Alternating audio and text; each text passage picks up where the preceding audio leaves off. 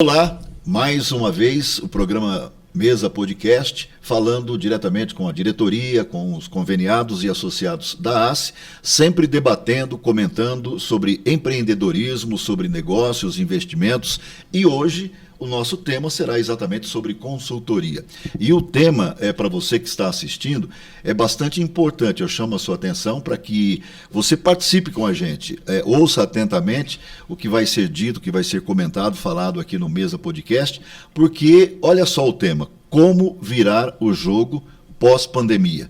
E quem não enfrenta ou quem não está enfrentando problemas depois dessa terrível pandemia que assolou o mundo todo. E, claro, não poderia também deixar de respingar também nos negócios, nos investimentos, empreendedorismo, enfim. E para isso a gente convidou, na verdade, 3 pessoas. Nós vamos ter depois um rodízio, nós vamos falar também com os 3 participantes do Mesa Podcast de hoje. Nós vamos falar primeiramente com o Fernando Marino, que é o CEO fundador da NextBee, né? E também com o Raimundo Neto, que também é participante dessa importante empresa. Eu quero primeiramente que o Marcos Escobar dê as boas-vindas aos nossos convidados de hoje, para que depois então a gente entre no assunto.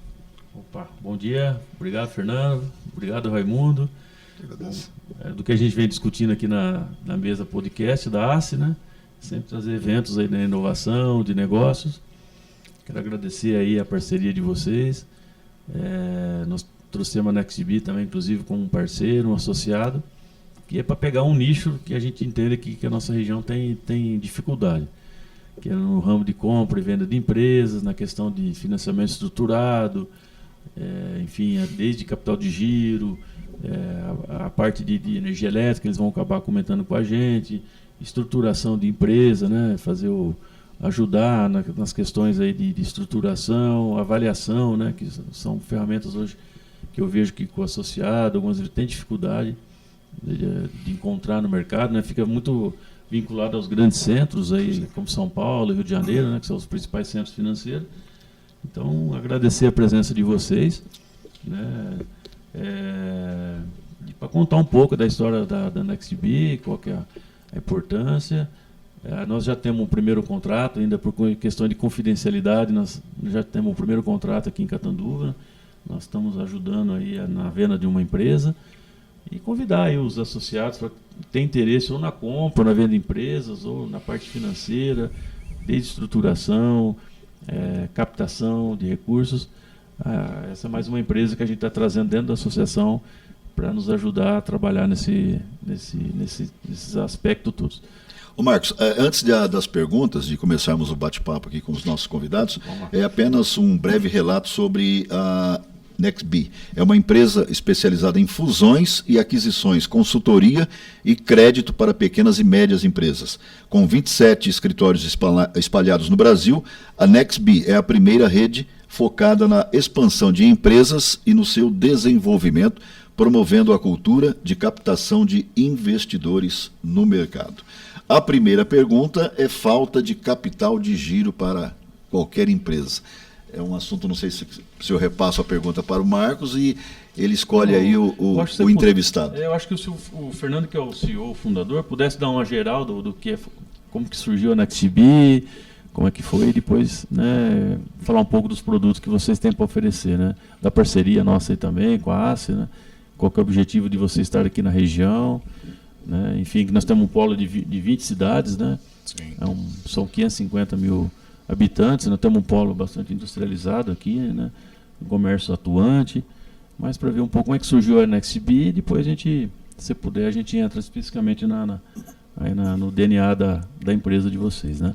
Bom, vamos lá. Primeiro eu quero agradecer a oportunidade, né, Marcos, né? A dupla já falo Marco. No plural aqui. Quero agradecer a possibilidade da parceria, né? A NextBee está muito contente de poder estar aqui, fazer parte da ACE, poder também levar, né, aos seus associados informações, conhecimento e principalmente esse novo movimento, né, que é falar sobre expansão de negócio, falar de investidores, falar de soluções que podem fazer a diferença no dia a dia da vida do pequeno e do médio empresário aí. A Nexbe, ela, né, como vocês citaram, nós somos uma empresa especializada na área de negócios. Nós estamos desde 2008 no mercado. Quando eu fundei a empresa lá atrás, nós fundamos com o objetivo de atender aí a demanda de consultoria financeira, dentre elas uma demanda específica para o Sebrae, né? Tanto o Sebrae Nacional como o Sebrae São Paulo. A gente sempre atendendo e olhando o dia a dia dessas empresas, né?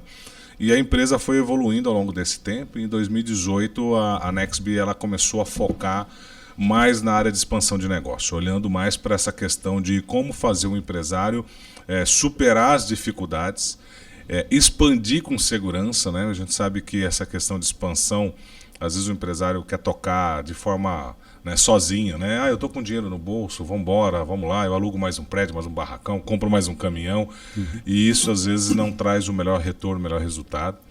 O mercado evoluiu muito para esse mercado de investidores, né, particulares, privados, né, que tem interesse nos pequenos negócios. Sim. E que pode fazer uma boa operação. Então a Nexbe ela vem com esse conceito no mercado.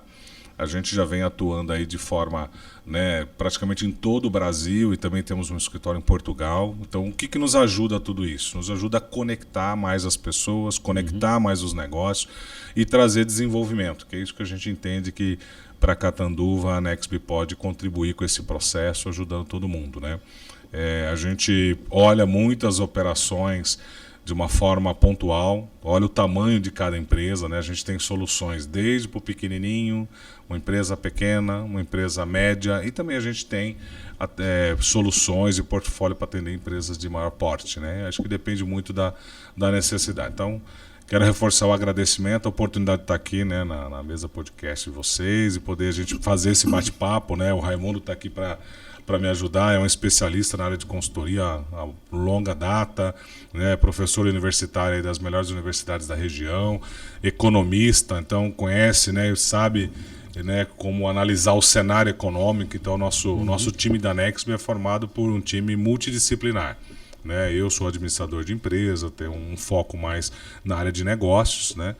O Raimundo como economista, daqui a pouco o Alexandre, um dos nossos sócios que está aqui na região, também vai falar com a gente, é um especialista tributário.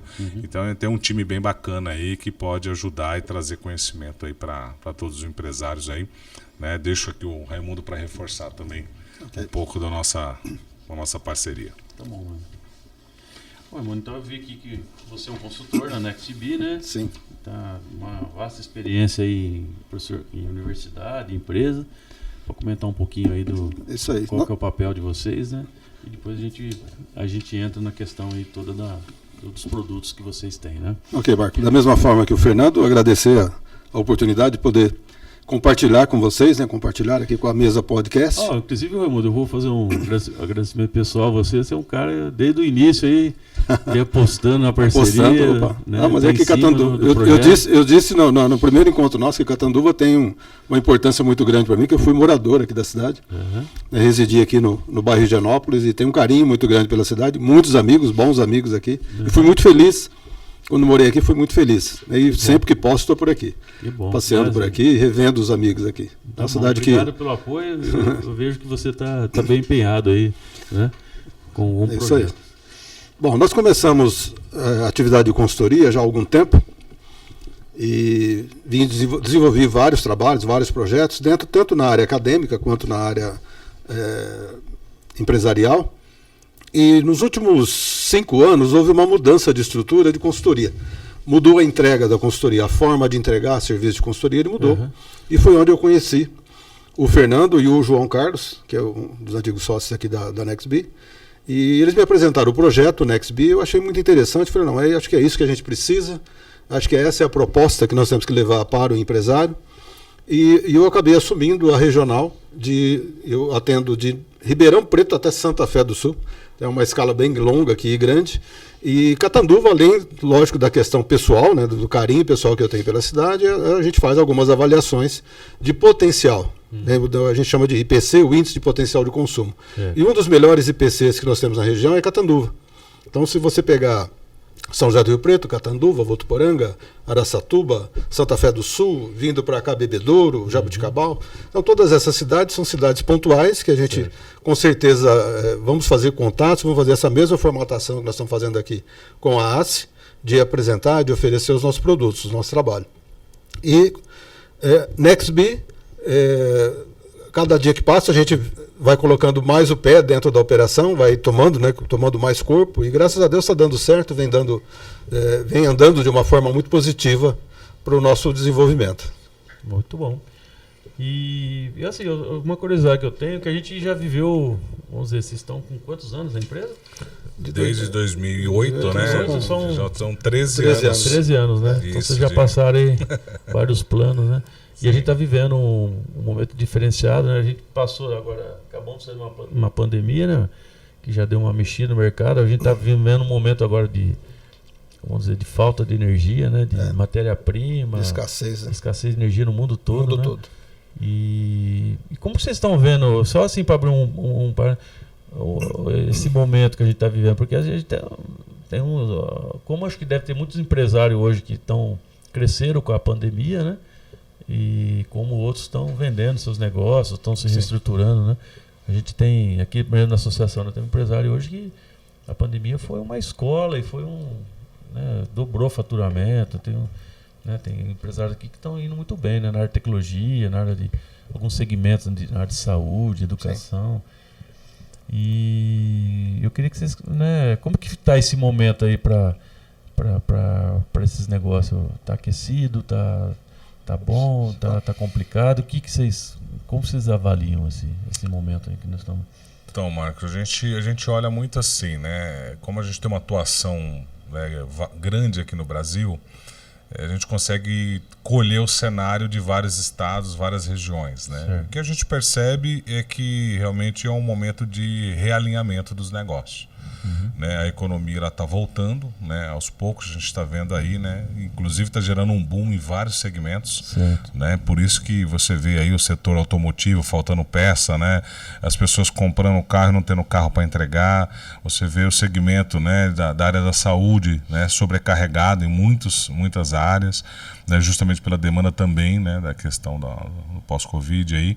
Mas você vê um realinhamento, você vê o pessoal reestruturando e colocando, né, as empresas de pé, e quem já tinha uma operação que vinha rodando bem, está rodando mais ainda. E isso requer inovações, né? Eu acho que a pandemia trouxe para todo mundo um alerta do quanto que as empresas precisam estar mais preparadas, né? Muitas empresas, falando um pouco da questão financeira, muitas empresas trabalhavam no Brasil, a maioria delas alavancadas, né? Empresas que dependiam do capital de terceiro, né? Do capital principalmente das instituições financeiras. E a pandemia mostrou que não dá para ficar mais presa nessa situação, né? Então tem muita empresa, muito empresário, né, procurando soluções para não cair mais nesse cenário. Então a gente vê que, primeiro, que é um momento de expectativa de bons, né, negócios, né, apesar da gente estar vendo aí o cenário econômico. O Raimundo, o nosso especialista de economia, vai falar um pouco dessa questão do cenário, mas eu olho pelo lado da área de negócios mesmo, que é a minha parte que eu toco hoje dentro da Nextbee, de que aumentou e muito, né? Os números, né, de fusões e aquisições no Brasil estouraram, né? Do ano passado, praticamente mais que dobrou o número de transações no mercado. O que significa isso? Significa que você passou a ter fundos de investimentos, passou a ter instituições, empresas, grupos maiores que começaram a olhar esse movimento de aquisição, de comprar pequenos negócios ou de investir em pequenos negócios como uma alternativa para ter velocidade no mercado. Tanto é que a gente vê todo dia aí uma Magazine Luiza falando que comprou uma empresa de aplicativo, comprou um pequeno e-commerce, comprou uma Netshoes. Então, assim, vai desde uma grande empresa até uma pequena empresa dentro do portfólio. Então, esse movimento de negócio é um movimento que ele vem crescendo muito acelerado. O maior dificultador é que as empresas não estão preparadas para isso. A pequena empresa e a média empresa. Até aproveitando esse tema, Marcos, acho que a pergunta cabe ao Raimundo. Tá. Que conselho você daria àquele empresário que quer começar um negócio, seja ele de médio porte, pequeno porte, médio porte, grande porte? Sim, independentemente, Marco, do tamanho da empresa, da estrutura que a empresa tem, a gente orienta sempre o planejamento. Então, toda formatação de negócio ela tem que partir de um planejamento. Esse planejamento ele precisa vislumbrar o conceito do longo prazo, a estrutura tática, né, que a gente chama aí de medição de desempenho à medida que os processos vão acontecendo, e uma estrutura operacional. Então, são 3 fases que a empresa precisa startar ao mesmo tempo. Ela precisa lançar essas 3 partes ao mesmo tempo. Então, como é que eu faço um planejamento, né, como está o primeiro item que nós temos que responder aí, que é a questão do capital de giro. Capital de giro. Como é que eu faço um planejamento disso? Eu preciso medir um índice que a gente chama de necessidade de capital de giro. Então, qual é a necessidade real que a instituição, que o negócio ou que a empresa precisa gerar de capital de giro para que ela não sofra nos primeiros anos ou nos primeiros períodos de operação. Então, a empresa não pode se lançar no mercado sem que ela tenha esse lastro, sem que ela tenha esse suporte financeiro.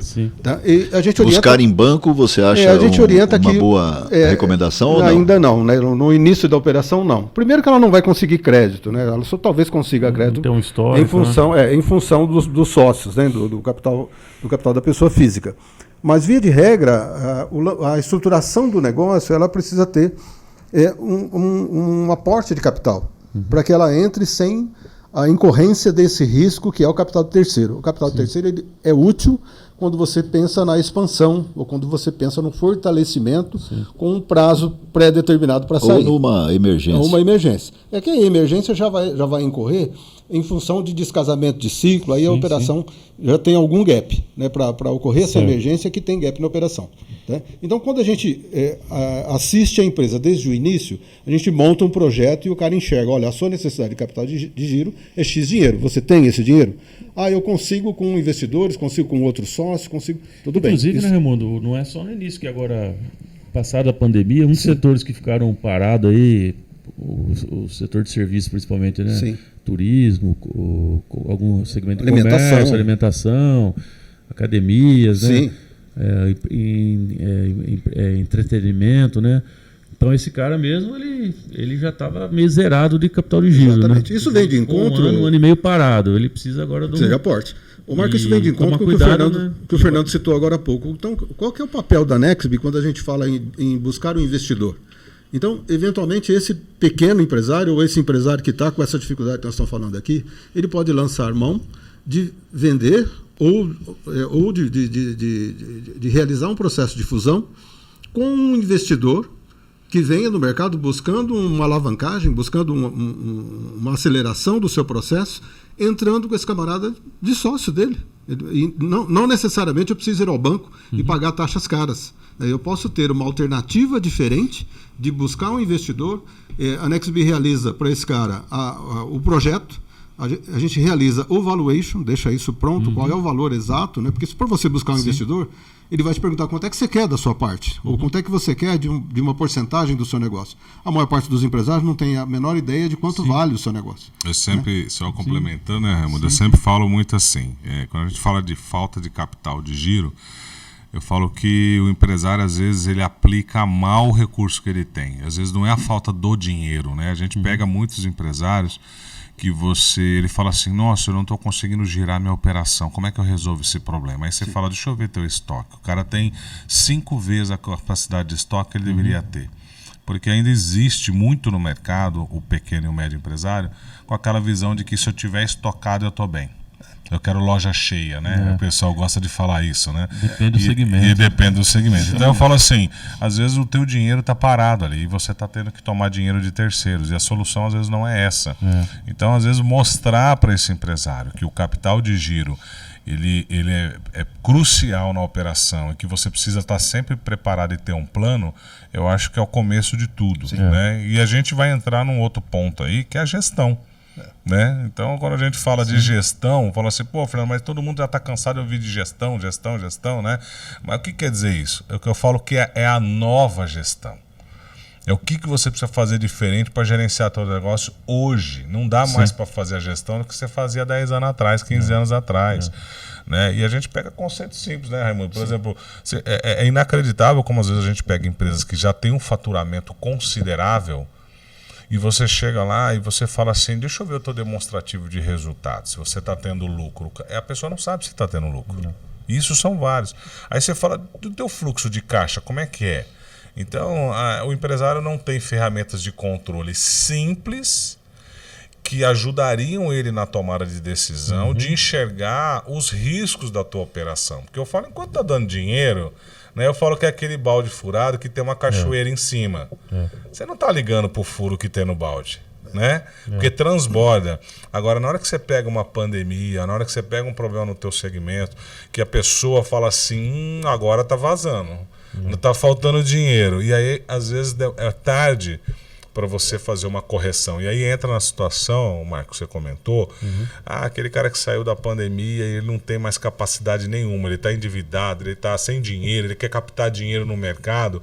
Eu falo, dificilmente alguma instituição financeira vai colocar dinheiro, porque ele não tem receita, ele tem uma série de dificuldades. Ele apresenta risco, né, não Fernando? fez a lição de casa dele. Risco elevado, né? E aí o que acontece? Ele tem que tentar, eu falo que ele tem que correr para a avó, né? Aquele dinheiro da avó lá. O agiotagem. Que vai colocar aquele dinheiro ali para ele tentar socorrer. Então, eu acho que são alguns pontos aí importantes. Outro ponto né? que está acontecendo, você falou do setor automobilístico, né? Eu tenho um conhecido aí numa indústria grande de pneus, por exemplo. Pneus é um negócio que foi muito complicado, agora está vendendo muito para reposição, né? Carros novos e caminhões não tem vendido, né? E uma que subiu muito, né? Os carros. E o que essa empresa fez, na verdade, o capital de giro, por exemplo, uma loja, uma distribuidora de pneu, eles estão ajudando, essa multinacional está ajudando esses caras com capital de giro mesmo, praticamente prestando a juro muito baixo para esse cara sobreviver. Quer dizer, não precisa ir recorrer a um banco, né? São ferramentas que você pode buscar o teu fornecedor, né? Geralmente são fornecedores grandes aí que tem estrutura, já está estruturado, né? Sim. Né? Então você pode buscar capital de giro em cima dessas empresas também, no ramo automobilístico, mas todo o ramo aí vai ter, né? De bebidas, deve estar assim, né? É questão de você saber negociar e conhecer o teu negócio, né? E também, Marcos, é o seguinte, né? O mercado de crédito mudou muito. Sim. Então você tem muitas oportunidades, ferramentas, parceiros no mercado para oferecer. Eu falo que muitos empresários estão muito focados ainda no gerente do banco dele.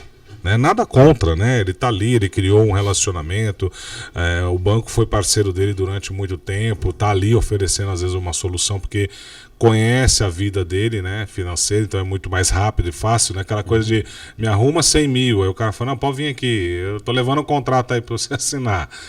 Mas às vezes não é a melhor atitude, né? Sim, às vezes você precisa olhar, eu falo assim, o que a gente costuma dizer lá na empresa, né? Que a gente precisa entender o motivo da captação de dinheiro e se essa captação resolve um problema e cria uma oportunidade. Se isso não acontece, você só está gerando um novo endividamento. Sim. Você cria uma lacuna muito grande e o tempo de recuperação disso é muito longo.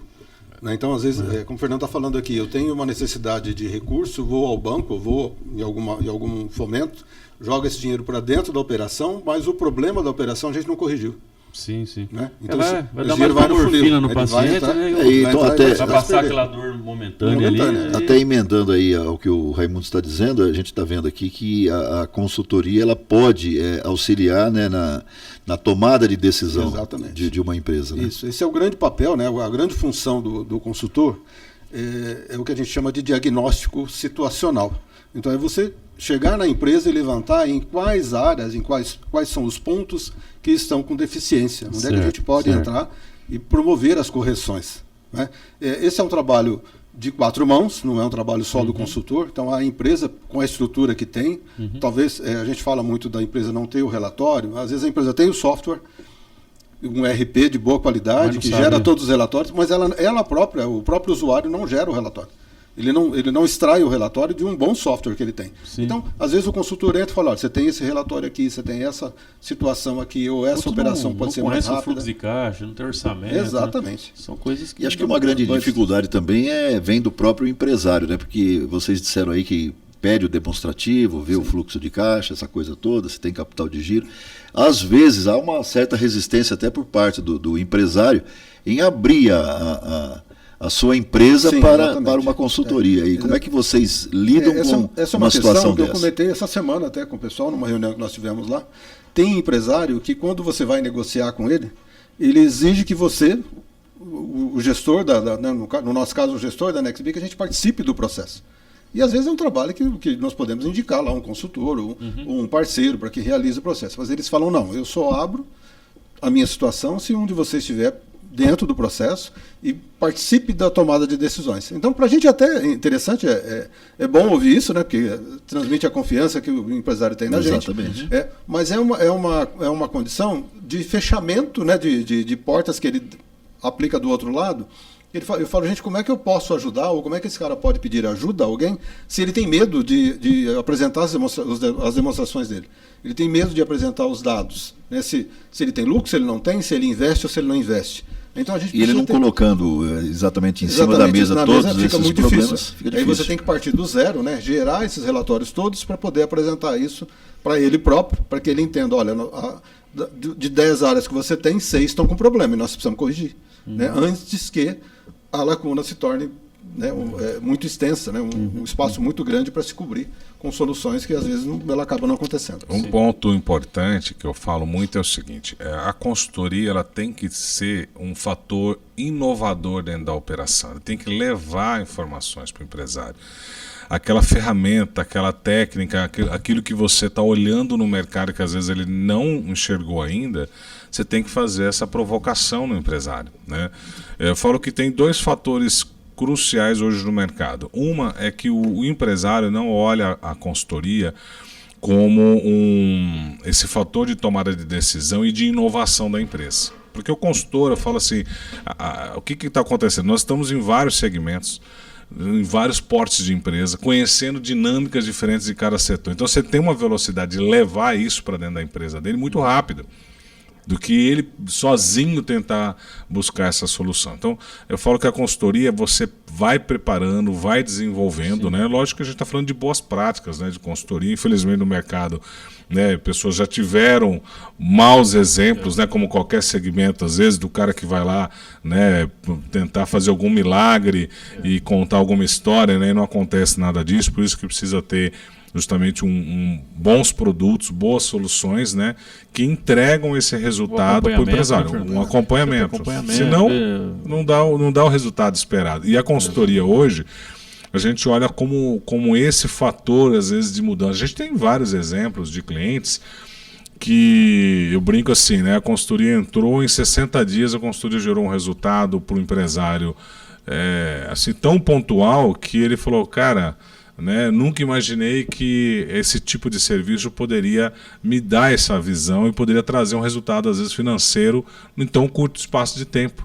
Né? Isso tem vários cases aí que a gente atua no mercado. Então, eu vejo que a consultoria é uma ferramenta poderosa, né, uma ferramenta de poder abrir a mente do empresário, ele está mais aberto à inovação, a olhar novos conceitos, né? Eu falo que o empresário ele não pode ser mais teimoso. Né? A gente fala assim, você tem que ouvir, entender a mudança, né? E conseguir testar isso no teu modelo de negócio. Não dá para não testar. E qual é o tempo que vocês acreditam ser necessário para fazer essas mudanças e trazer os resultados esperados que o empresário espera? Vai depender muito de cada área, né, do estágio que a empresa está. Mas eu sempre falo o seguinte, um bom diagnóstico já vai apontar o que precisa ser mudado dentro da empresa. E o tempo vai ser construído com o empresário. Por quê? Você vai ter soluções que cabem investimentos. E às vezes ele não está naquele momento com disponibilidade de fazer investimento em um novo software, numa implantação de novos processos, reestruturar uma área, um time, produtos, né? Desenvolver novos produtos. Às vezes você vai ter mais tempo. Então a gente sempre fala que vai ter soluções de curto prazo, médio prazo e longo prazo. Né? Curto prazo, a gente vê às vezes empresas que você tem um caso de uma empresa que a gente pegou agora, que é uma indústria no segmento de cosmético, que nós entramos, né, com 10 dias, algumas soluções que a gente colocou já trouxe um resultado imediato para a empresa, porque ela estava carente de ter alguém falando assim, ó, faz só isso que isso dá resultado. E o empresário ficou surpreso. Agora, Parou por aí? Não. Nós falamos, agora se você quiser ir além desse resultado, você vai ter que investir em desenvolvimento de novos produtos, porque você está carente, você tem um mix de produto muito pequeno. E aí, óbvio que agora vai entrar novos investimentos, desenvolvimento de embalagem, né, conectar, por exemplo, esse cliente a gente levou uma solução para ele de comercializar os produtos dele no e-commerce, né? Você fala, cara, hoje em dia comercializar na internet, né, é mais do que comum, né? Não é nem futuro, né? É o presente que o cara tem que estar muito atuante nesse segmento. Ainda mais nessa área de cosméticos, né? Ainda mais nessa área de cosméticos. É fácil de entregar, né? Por o empresário atuar muito no segmento de distribuição, ele achava que não era interessante ele desenvolver essa área. E a gente começou a mostrar para ele e falar, cara, você precisa estar lá. Sim. Você precisa desenvolver essa solução. Ô Marcos, eu acho que chegou o momento do Raimundo ser substituído aqui no Mesa pelo Alexandre, mas antes eu gostaria que ele deixasse um conselho. É uma consideração, até de um dos pontos que o Marcos citou, com relação ao cenário, né, que a gente está falando internacional, inclusive. Até ontem eu estava ouvindo em uma reportagem e esse momento que nós estamos passando aqui é mundial. Né? Então, às vezes a gente ouve muitas críticas, né, em cima de governo, em cima de estrutura pública, do papel, né, dos gestores públicos, mas é uma situação que é mundial. Então, quando você vê problema de câmbio, o câmbio não é só no Brasil que está sofrendo ataques, né, vamos chamar dessa forma. Então, você vê a movimentação do dólar no Brasil, isso é uma especulação, obviamente, alguém comprando moeda aqui, da mesma forma que se compra moeda no Brasil, compra-se no mundo todo. Sim. Da mesma forma, os commodities, e o principal deles, o petróleo. No caso do Brasil, que é um dos maiores geradores, eu tenho até um artigo que depois eu quero passar para vocês apresentarem aqui dentro da área de energia. O Brasil é um dos maiores geradores de energia, não só da hidrelétrica. Então, todos os outros formatos de energia, o Brasil tem um potencial muito grande. Então, essa escassez, principalmente no caso do Brasil, de chuva, promove aí uma mudança do custo do serviço público, né, da oferta pública de energia. Sim. Então, isso envolve combustível, envolve a própria energia, o gás, consequentemente. Então, essas tarifas públicas, esse custo público, ele interfere diretamente em produtividade, interfere em logística e, consequentemente, ele vai para a ponta, o varejo, que vai sofrer a pior das consequências. Tudo isso numa saída de pandemia, né, que o Brasil foi um dos países que demorou um pouco mais para ter uma reação de pandemia. Os países que reagiram mais prontamente, esses países passaram a demandar um pouco mais de commodities, ou seja, comprar mercadoria, produtos, alimentos, inclusive do Brasil, né? E isso fez com que a demanda aumentasse, essa demanda externa aumentasse, consequentemente tivesse um acompanhamento de preço. Isso que nós estamos passando agora é uma inflação de demanda, o Marco também é economista, vai concordar comigo, nós estamos dentro de um processo de inflação de demanda, quando a sociedade busca produto e a produção não está conseguindo atender. Não está atendendo porque o que foi produzido foi para fora. E aí, a gente estamos com falta de oferta também, né? Isso, a oferta precisa alcançar um nível de demanda. Está faltando carvão, né? E esse equilíbrio, você acredita que ele acontece chega rápido? Porque isso é sazonal, né? Então, quando a gente fala de inflação, a gente precisa medir se todo o processo econômico está sofrendo. E em algumas áreas isso não está acontecendo. Nós falamos agora há pouco de tecnologia, de área da saúde, nós falamos de educação, enfim, tem outros de supermercados, por exemplo, tem outros segmentos que estão rodando bem, que estão tranquilos. A questão da inflação ela é sazonal. Então pode ser que em novembro, dezembro ou janeiro nós já tenhamos equilibrado esse processo e a economia volta a fluir de forma bem tranquila, natural. Isso é sazonalidade. Inclusive o FMI soltou ontem, né? Hoje é dia 13. No dia 12, né?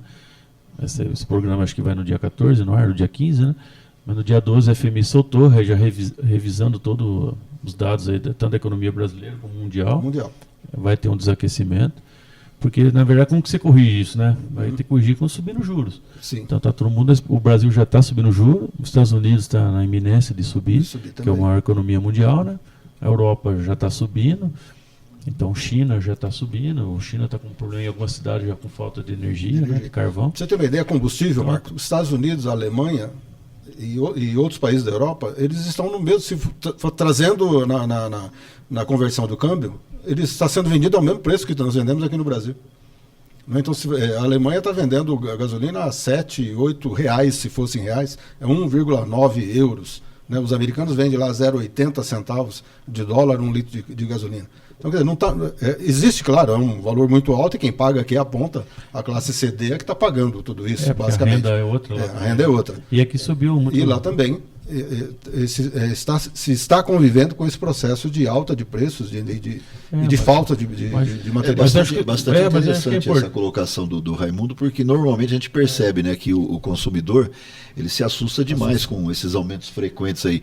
E parece que o que mais reflete, o que mais assusta é exatamente o combustível, né? Sim. Outros produtos também, mas o combustível é que é o mais comentado. Energia. E é mais dificilmente absorvido, né? Esse aumento. Então, até recentemente aí tivemos mais um aumento do preço da gasolina de 7,2%, né? Semana passada. Então, isso vai refletir o quê? Empresas vão ser vendidas, né? Vão ser fechadas, empresas estão se preparando, estão se planejando, já sabendo dessa situação de falta de contêiner, matéria-prima, subida de energia elétrica, subida de frete. Você já tem um planejamento financeiro, né? Você organizado, na verdade, esse pessoal não passa crise, né? Vai acabar comprando, né? Que é o papel um pouco da consultoria financeira, né? Sem dúvida. Então agradecemos a participação do Raimundo Neto, né? E convidamos para que faça parte aqui do Mesa Podcast o Alexandre Vidal. Isso. Nós vamos fazer aí a troca. Muito obrigado pela sua participação. Obrigado pela oportunidade. Bom, queremos dar também as boas-vindas ao Alexandre Vidal, que é especialista na área tributária e financeira. Muito obrigado, Marcos. Seja bem-vindo aqui ao Mesa. Associação. Obrigado. Muito bom dia a todos aí. Se você puder falar um pouquinho aí acho que você tem um currículo bastante interessante, né? Só para a gente não perder o gancho, a sua especialidade e qual que é o teu papel aí dentro da NextB, né? Então, eu tramitei aí pelo mundo tributário, né, de grandes corporações no Brasil, Votorantim, Sodexo, GR, né? São grupos bem grandes aí. E sempre nos desafios, né, do nosso mundo tributário, que não é simples, né? Lógico, fomentando também bastante as questões de microempresários. A gente sempre visualizou isso como um grande gap no Brasil, sim, né? A gente vê que são os grandes empreendedores e empregadores do nosso país estão aqui, né? Passam tantas dificuldades que a gente sabe quais são, e a gente está junto nesse projeto com a NextB, né, angariando aí oportunidades para esse público, sem dúvida nenhuma. Você fica em São Paulo? Fico em São Paulo. Tem escritório em São Paulo também, escritório né? em São Paulo, isso. São 3 escritórios em São Paulo que vocês têm? São 3 escritórios. Exato. Nós temos um escritório lá na Zona Leste, um escritório no centro de São Paulo, um escritório na Zona Sul. E aqui em São José do Rio Preto é a nossa matriz, né, que a gente chama do back-office, onde que a gente executa, né, a parte técnica e operacional está aqui em São José do Rio Preto. E também em Portugal, né? Portugal nós temos uma unidade em Coimbra, lá nós temos o Andrei que toca a nossa operação lá. Foi algo que aconteceu antes da pandemia, né? E a gente já tem inclusive operações lá em Portugal. Já é com mais investidores. na questão de aquisição de empresa lá, para investimento? Lá o foco é mais aquisição mesmo. A gente lá hoje faz, né, avaliação de algumas empresas. Brasileiros que querem comprar empresa lá. Vice-versa, né? Nós temos os brasileiros que chegam em Portugal e buscam oportunidades lá, então a gente assessora o empresário brasileiro de como fazer a aquisição dessas empresas, ou até mesmo ser sócio de operações já rodando no país, e até mesmo brasileiros que continuam em Portugal e querem tocar seus negócios no Brasil ou fazer expansão dos negócios do Brasil e levar para lá, para Portugal, fazer a internacionalização da sua operação. E tem também agora os portugueses, né? Os portugueses também estão de olho, já faz um tempo aqui no Brasil, têm olhado e têm participado de algumas aquisições. Apesar dos pesares, ficou um país barato, né? Então, assim, né, estamos com uma estabilidade política aí, um pouco de econômica, inflação, mas o Brasil ficou barato. Né? Para eles que estão em 5,50 aí, o Brasil ficou o câmbio do dólar 5,50 e o euro mais caro ainda, né? Então, assim, tudo que você fala aqui fica barato. Né? Vamos colocar aqui um assunto mais ou menos na prática, uma simulação, né? Uma empresa querendo adquirir a outra, onde entra aí o Alexandre Vidal. Pelo que eu percebi aqui, ele vai fazer um levantamento, se deve, né? Que a sua especialidade é na área tributária e também financeira, né? Exato. É você que dá o aval, o sim ou não para na verdade, comprar. assim, como nós temos uma cultura bem multidisciplinar dentro da nossa companhia, né? Ela passa por diversas avaliações, diversas áreas, né? Porque quando você começa a fazer um valuation de uma empresa, saber exatamente quanto ela vale para colocá-la no mercado, ela passa por N situações financeiras, né? De endividamento, enfim. E lógico que as questões tributárias aí, onde que eu ajudo muito, né? No quadro, justamente poder estar avaliando qual é o melhor aspecto, né, da empresa naquele momento, se ela tem dívidas tributárias, como equacionar essas dívidas dentro do valuation, até mesmo um melhor sistema tributário que ela possa estar trabalhando dentro desse novo cenário, né? Que a gente sabe que esse ramo de negócio que a gente atua, nessa faixa de empresários, a gente tem uma situação bem complexa, que é o simples, né? O simples, na verdade, ele passa a ser complexo quando o empresário quer crescer, né? Que ele vai assim, puxa vida, e agora? Vou deixar de ser simples, né? E ele passa é o caso das empresas MEIs, né? Isso, as MEIs, exato.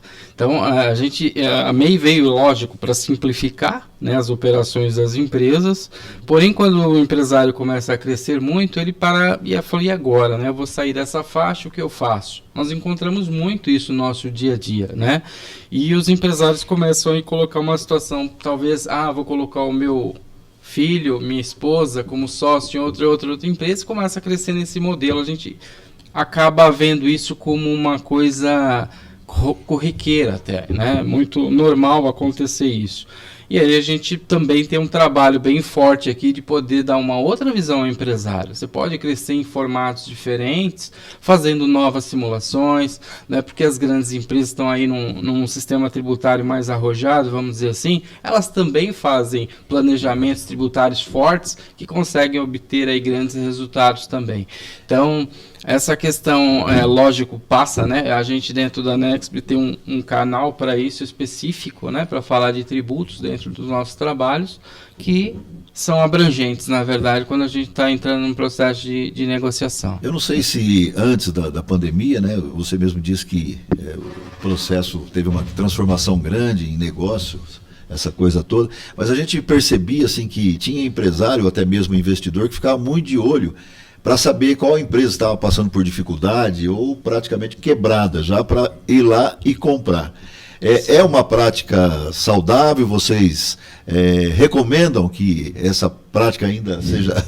eu não sei muito os termos do setor Isso é uma oportunidade, de economistas, verdade, né? Mas é mais ou menos isso que acontecia, que a gente observava, né? O que a gente precisa assim, olhar e entender nessa cultura, né? Vamos falar de compra e venda de empresas, né? Muitos falam fusões e aquisições aí. É que existe vários formatos de se fazer esse tipo de operação. Então, assim, às vezes as pessoas perguntam, nossa, Fernando, quero vender minha empresa, né? O mercado, muita gente acha que só se vende empresa com problema. Então, esse já é um erro. Por quê? Você pode vender uma empresa porque você está cansado, né? Você viu agora, recentemente,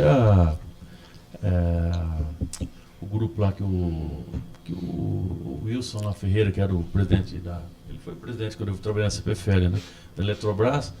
Agora ele está numa grande empresa que agora era BR Distribuidora, né, uma empresa de energia, e compraram a Comerc, né, 50%, não sei se vocês acompanharam. A Comerc é uma das maiores comercializadoras, comprou 50%. Ela estava prestes a soltar o IPO, a Comerc é gigante no mercado, né? Top no mercado.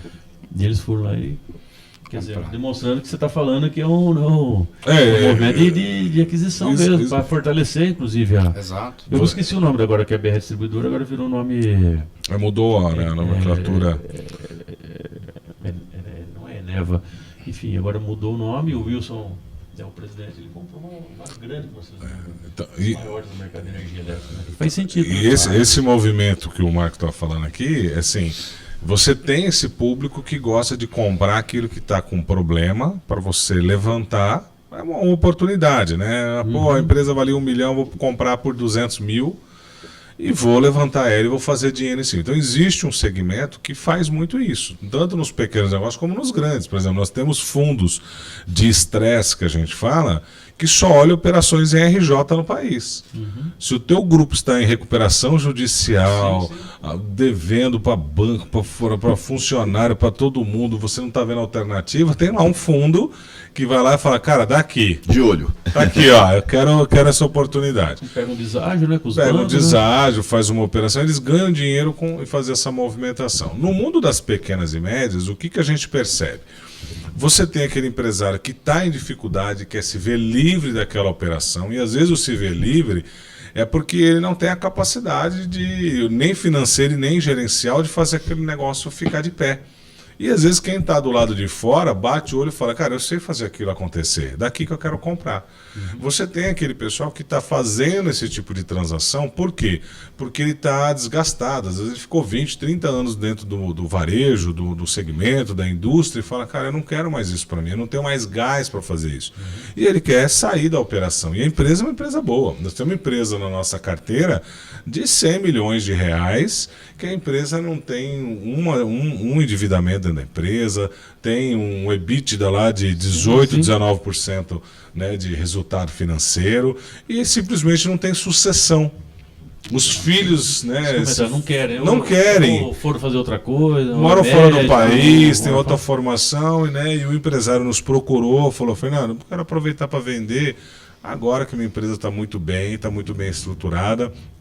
Não vou vender 100%, quero continuar no conselho da empresa. Então, assim, é possível trazer essas boas práticas das empresas maiores para as empresas pequenas? Sem dúvida, é o que a gente faz hoje no mercado. Né? Lógico que não dá para fazer aquele negócio assim, você tem um negócio ruim e querer achar um investidor para o teu negócio ruim. Não dá. Você tem que ter uma operação que você fala, olha, eu só não cresço porque falta dinheiro, eu só não cresço porque falta gestão, falta tecnologia, falta isso, né? E aí, o Alexandre estava comentando aqui, né, que eu acho que é muito importante a gente falar, como que começa tudo isso? Né? Eu sempre falo assim, a gente precisa entender, primeiro passo do empresário, qual que é a expectativa dele de crescimento? Para onde que ele quer ir? Fernando, eu quero ter 5 empresas, 5 lojas, 5 indústrias espalhadas para o Brasil em função disso. Eu tenho demanda para fazer. Poxa, se você tem demanda, eu sempre falo, não falta dinheiro para bons negócios. Não falta. Né? Falta bons projetos para quem tem dinheiro. A gente é abordado constantemente pelos fundos, por family offices, com grupos, né? Até investidores privados, né? Porque ainda existe no Brasil aquele investidor particular, né? que tem medo de colocar o dinheiro numa pequena empresa. Por quê? Porque ele acha que vai pôr o dinheiro ali e o dinheiro vai sumir.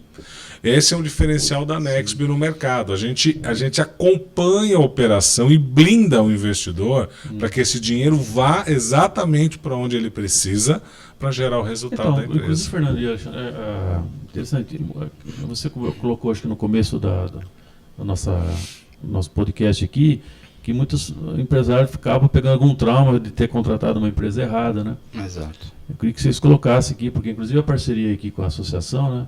Hoje é tudo documentado, né? Vai ter um mandato, né? Com todas um contrato, né? Com todas as regras, condições, quer dizer. Então, se realmente acontecer alguma situação de roer corda que nós falamos, né? Não pode ter roer corda nesse negócio de compra. Claro. Né? Se é uma empresa séria, então tem que dar continuidade, né? Tem que ser um processo. E então a garantia de estar dentro de uma associação, dentro de uma parceria dessa, que nós vamos estar tudo documentado, né, contratado, com mandato, né, inclusive de confidencialidade, né, termo de confidencialidade que não pode ser divulgado. Isso é importante, né? Então, às vezes o cara mal assessorado, né? A gente participou de algumas situações de usina, na época eu trabalhava muito com usina.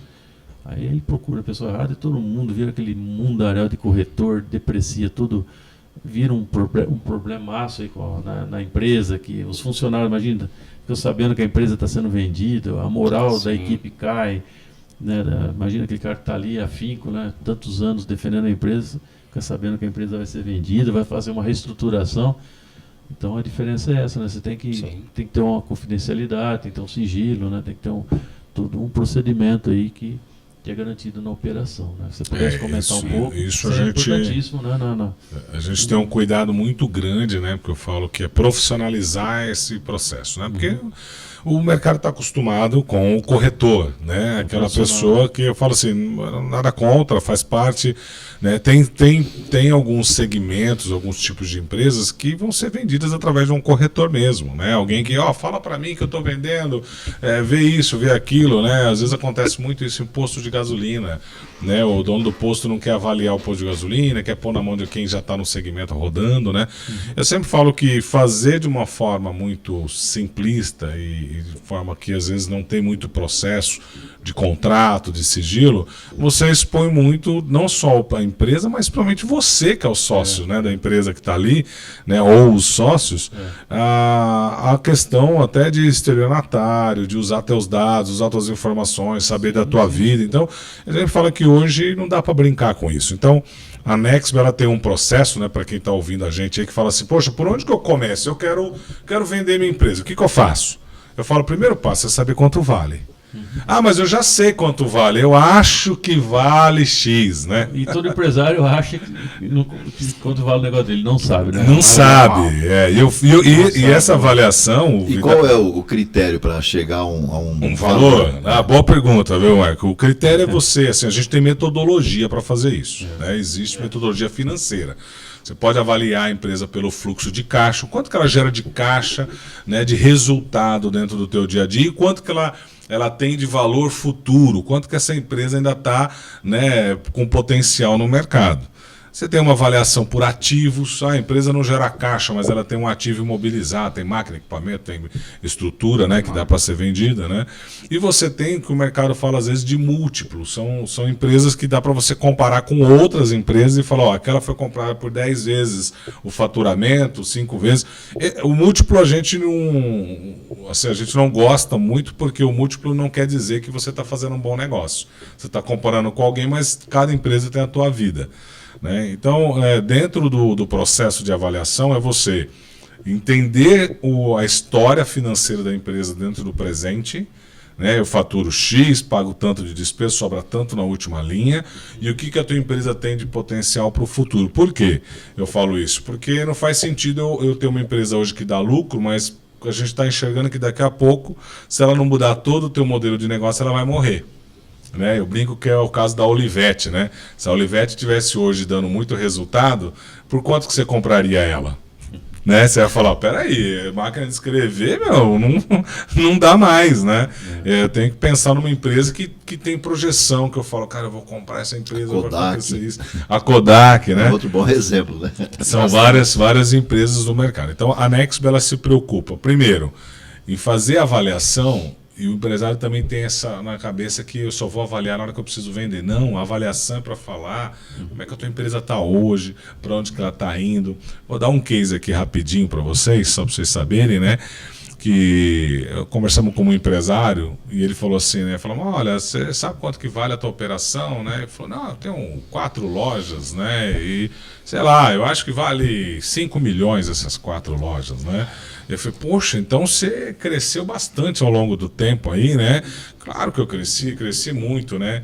Aí eu falei, vamos olhar a tua loja primeira, né? Quanto que faturava, quanto dava de receita, qual que era o teu endividamento? Não, eu não devia nada para ninguém. Eu vendia X e colocava 50 mil no bolso. Eu falei, putz, sensacional. E hoje? Não, hoje eu faturo 5 vezes mais, tenho umas 4, 5 lojas a mais. E eu falei, então vamos avaliar essas 5 lojas. Aí fizemos uma avaliação dele, falou, mas tem endividamento hoje?